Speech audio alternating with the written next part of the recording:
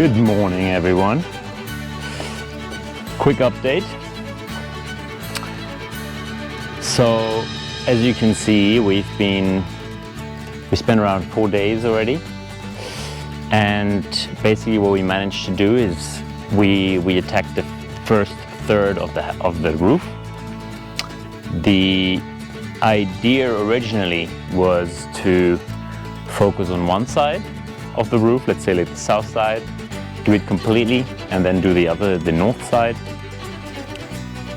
And the reasoning behind this was actually to make sure that if we put the rain covers underneath the tiles, that we could, put them in lanes completely right all the way through, instead of kind of do some patchworking. Then when we actually opened up the roof at this end and started to free the main beams, because either we had to exchange them, as we see this one that was completely exchanged, or we actually had to be prolonging them with some kind of other pieces of wood. So in any case, we had to cut out the entire space around the beam in order to access it, or to put kind of boards on the sides of it to go further out. As I mentioned before, the main reason being that we are going to isolate the walls at a later point in time, so obviously the roof should extend a little further than it is at this point. Otherwise, the facade is going to take too much damage from the rain. In particular, from the west side, because here the wind is always coming from the west side, kind of blowing into the valley. Now we kind of shifted our focus, because once we saw the state of the beams here, and it took us a lot of time to really get them out and to remove the concrete and everything, we realized that it's going to spend a lot of time on basically replacing them, and we decided to do this on one side all the way through, and then also put isolation, put the new roof basically 1/3 at a time of the roof. And the solution we came up with was to basically cut the rain cover in the right length and just roll it up, and just leave it at the end for where we arrive, and then when we start the next third, we will just be able to extend it without having any cutting or overlapping to do. Another thing we realized is obviously that those beams had to be changed. As you can see, they are burned, and this is actually a great way to give them a little more resistance against woodworms, in particular if they haven't been able to dry for a long period of time, such as these. I mean, we cut them this winter, and then I did the sawmilling a couple of months ago, so they are not as dry as they could be, or should be maybe. But they're totally fine to work with. I mean, we cut them in winter, so they usually don't take that long to dry. For this third of the roof, we have now finished basically putting the beams, and what I'm going to do today is see that all the work we've done, I can refill the walls and rebuild the walls at the places where we had to take them away, around the beams, and obviously also, for instance, on the far corner where the bricks that were kind of in the corner also broke away. I need to kind of figure out how to rebuild the wall until the top.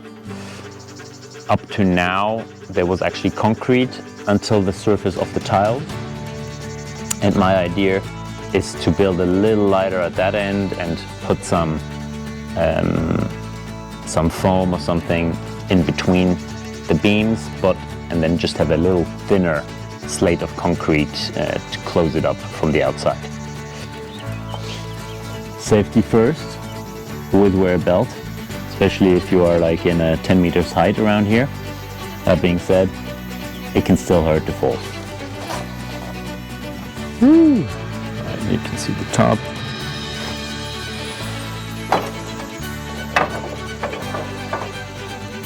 So this is basically where we are going to, when I'm going to put the concrete now. Just need to fix this up, and then the corners behind the chimney. This is a bit of a tricky one, where we actually decided to also put proper oak beams in there. I'm gonna have to, you know, put a whole lot of concrete and stones and potentially some metal in there as well to get it well fixed.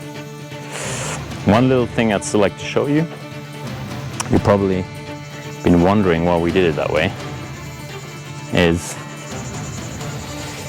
when extending the beams, you see that we obviously put 2 beams on the left and right of the existing ones that extend, and then we screwed pieces in between that are kind of going up vertically. And the whole reason for this is that we are obviously isolating, meaning the roof is going to increase in height by this distance. So the roof outside is not going to have any isolation. It will kind of stop at the wall. So we need to make up for the thickness of the isolation. So the roof obviously is the same height there than above the building. Otherwise we'd have a 10 or 12 centimeter gap in between already. This is a thing we're gonna sign up for a circus or something. Alrighty, let's climb down there. Head.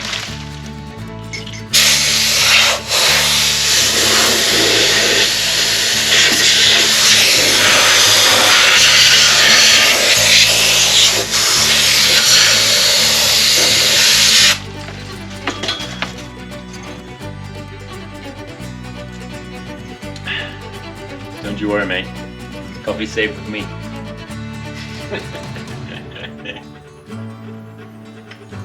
That's what happens when you're trying to take your morning break whilst cleaning a little bit the wall before the concrete comes in.